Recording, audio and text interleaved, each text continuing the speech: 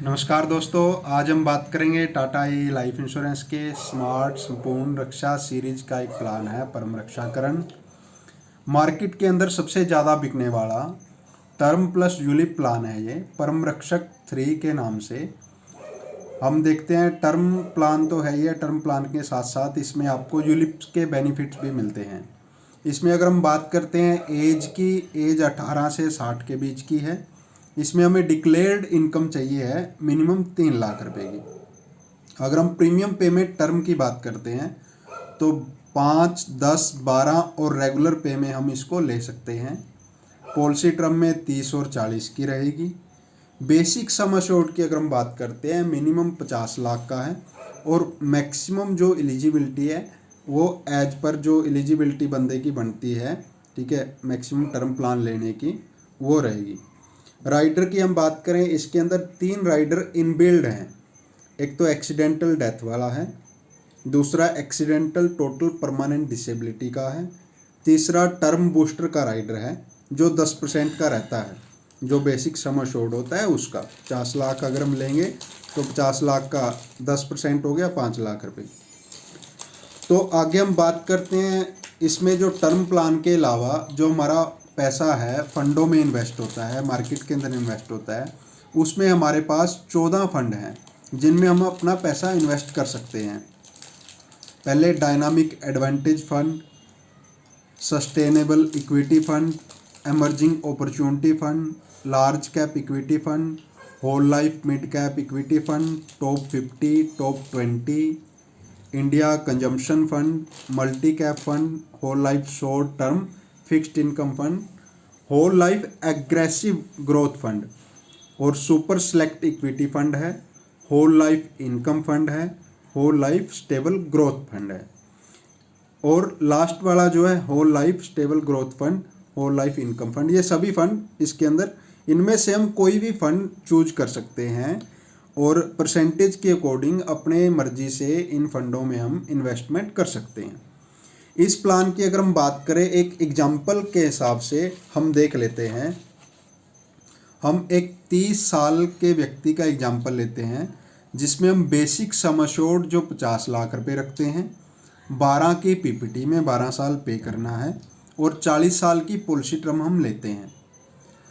30 साल का व्यक्ति है, 41 ईयर की एज तक उसने पे करना है और 70 साल तक का उसका प्लान चलता है। टोटल 40 साल कवर होता है, 1 साल से लेकर के और 40 साल तक का कवर रहेगा उसका, यानी कि 70 साल से पहले। उस पे अगर हम बात करते हैं तो प्रीमियम आता है 30 साल की एज पे। दोस्तों मैं आपको बता दूं, जो प्रीमियम है 30 साल की एज पे मैं बता रहा हूं। एज जैसे ही बढ़ेगी तो प्रीमियम उसके अकॉर्डिंग बढ़ेगा और एज कम होगी तो प्रीमियम कम होगा। एज की हमने बात की थी, 18 से 60 साल के व्यक्ति इसको ले सकते हैं, ठीक है। वर्किंग में होने चाहिए, कोई भी नॉन वर्किंग पर्सन या डिपेंडेंट नहीं ले सकता इस प्लान को। इसमें उनकी जो बेस प्रीमियम बैठ रहा है 26,775, एक्सीडेंट डेथ के राइडर का है 6,755 और एक्सीडेंट टोटल परमानेंट डिसेबिलिटी वाले राइडर का अमाउंट है 4916 रुपये, ठीक है जी। टोटल अगर हम बात करें विदाउट जीएसटी 38,446 रुपये सालाना किस्त है और जीएसटी लगा करके टोटल 40,963 रुपये पड़ता है, ठीक है जी। और टोटल 12 सालों में व्यक्ति की जेब से 4,91,556 रुपये जाएंगे। इसमें हमें मिलता क्या क्या है, अगर हम सबसे पहले बात करते हैं रिस्क कवर की, टर्म प्लान की हम बात कर लेते हैं, यूलिप की हम इसके बाद बात करेंगे। यूलिप की अगर हम बात करते हैं तो नॉर्मल डेथ अगर होती है किसी व्यक्ति की तो 50 लाख का रिस्क कवर उसकी फैमिली को मिलता है। 50 लाख रुपए उसकी फैमिली को मिल जाएंगे। फर्स्ट ईयर में सुसाइड कवर नहीं है, ये ध्यान रखने वाली बात है भी। अगर कोई पॉलिसी लेने के 1 साल के दौरान कोई व्यक्ति सुसाइड करता है तो वो कवर नहीं होगा। एक्सीडेंट के केस में अगर डेथ होती है तो इसमें जैसे हमने देखा भी एक्सीडेंट वाला राइडर भी है, तो 45 लाख रुपए का एक्सीडेंट वाला राइडर है। तो टोटल 50 लाख नॉर्मल डेथ के हैं और 45 लाख एक्सीडेंट के, टोटल 95 लाख रुपए का क्लेम मिलेगा। दूसरा हम बात करें, अगर एक्सीडेंट के अंदर एक्सीडेंट में एक स्पेशल राइडर ऐड किया है अगर स्पेशल एक्सीडेंट होता है। अगर हम बात करें स्पेशल एक्सीडेंट कैसे हम कंसीडर करें, कैसे पता करें भी ये स्पेशल एक्सीडेंट है या नॉर्मल एक्सीडेंट है। स्पेशल एक्सीडेंट हम कंसीडर करेंगे अगर एक्सीडेंट बस में, ट्रेन में या एरोप्लेन में होता है, उनके एक्सीडेंट के कारण से व्यक्ति की मृत्यु होती है तो वो स्पेशल एक्सीडेंट में काउंट होता है।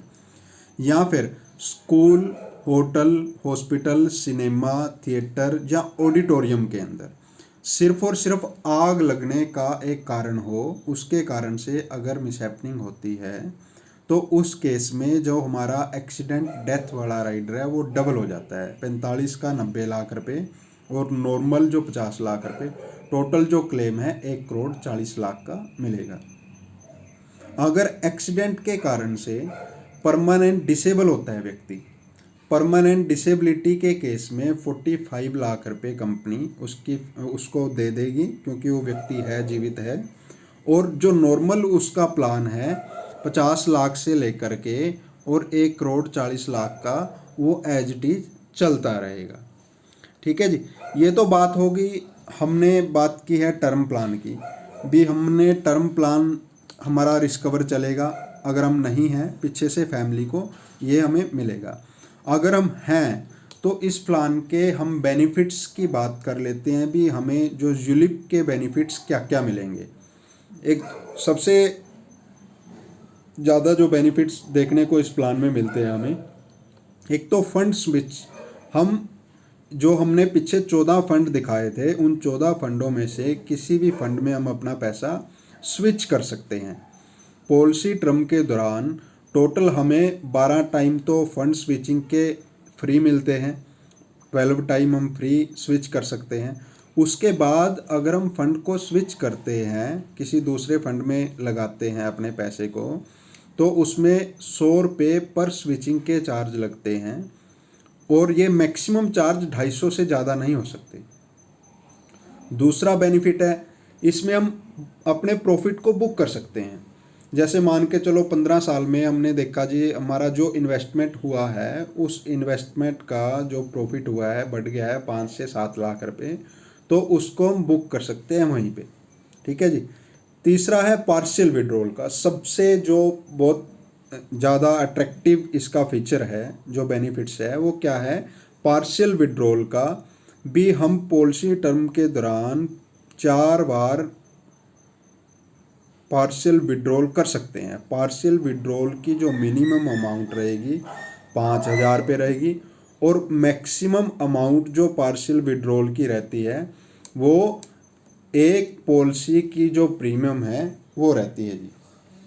ठीक है जी। इसके हम बात करते हैं जो लास्ट में टॉप अप कर सकते हैं, यानी कि हम जिस फंड में पैसा लगाया है, ठीक है, उन्हीं फंडों में अगर हमने और पैसा लगाना है तो हम टॉप अप कर सकते हैं।